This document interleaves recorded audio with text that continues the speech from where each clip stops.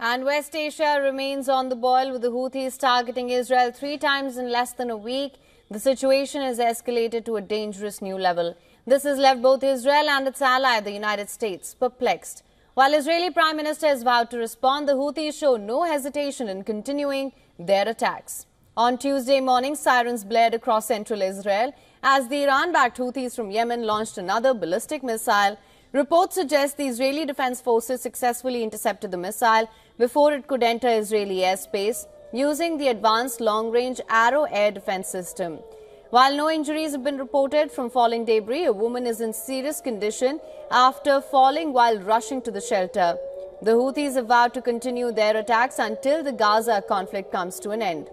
On Saturday, a Houthi missile strike in Tel Aviv left more than a dozen people injured.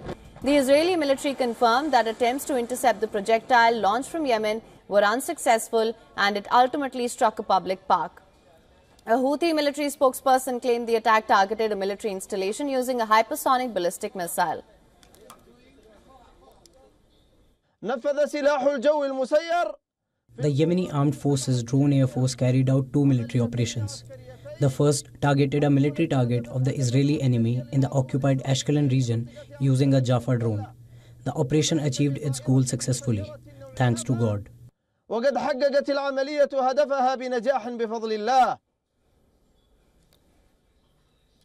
Last week, Israel's military launched deadly strikes on Houthi targets in Yemen on Thursday, just hours after the Iran-backed militant group's latest attack on Israel.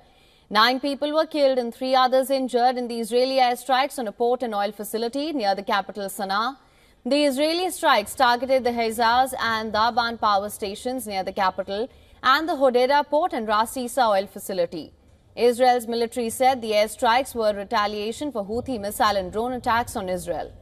On Sunday, Prime Minister Benjamin Netanyahu warned that Israel would respond to the Houthi rebels in Yemen with the same force it has used earlier. As we acted with force against the terrorist arms of Iran's axis of evil, so we will act against the Houthis. Only in this case we are not acting alone. The United States, as well as other countries, see the Houthis as a threat not only to international shipping, but to the international order.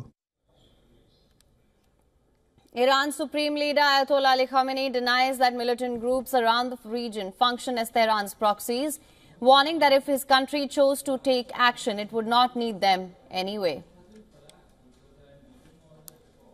The Islamic Republic does not have a proxy force.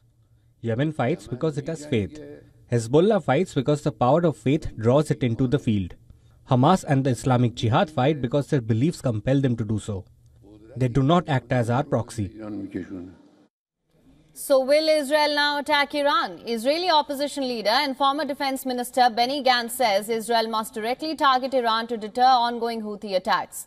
The National Unity leader also called for regional nations and the US to partner with Israel to remove the threat of nuclear Iranian regime. Why is Israel struggling to counter the Houthi rebels? What has made the Houthis such a formidable force? Since at least 2009, Iran has steadily smuggled increasingly sophisticated weapons to the Houthis in Yemen. By 2015, Iran's Quds Force, the external operations arm of the Revolutionary Guards, was providing missile components for local assembly. These weapons, coupled with training in military advisors, have transformed the once disorganized tribal militia into a well-armed, disciplined and formidable fighting force. By late 2023, the Houthis had gained enough confidence to launch attacks on the United States warships in the Red Sea, becoming the first group to fire anti-ship ballistic missiles.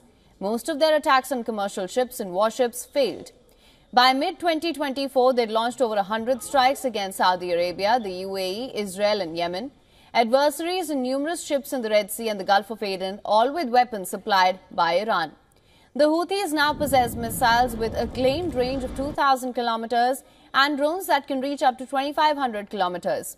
They combine Iranian-supplied components with commercially available ports to locally manufacture their drones. On the 19th of July this year, they carried out an unprecedented attack on Tel Aviv using a modified Samad-3 suicide drone flying over 1,600 kilometers in direct route from Yemen, approaching from the west.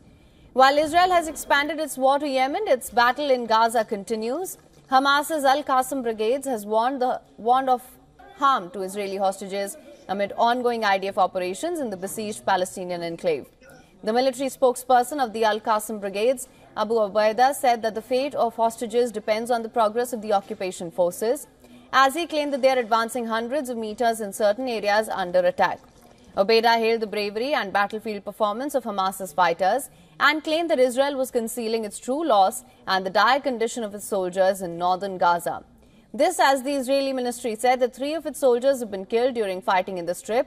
All 3 served in the Kfir Brigade's Shimshon battalion.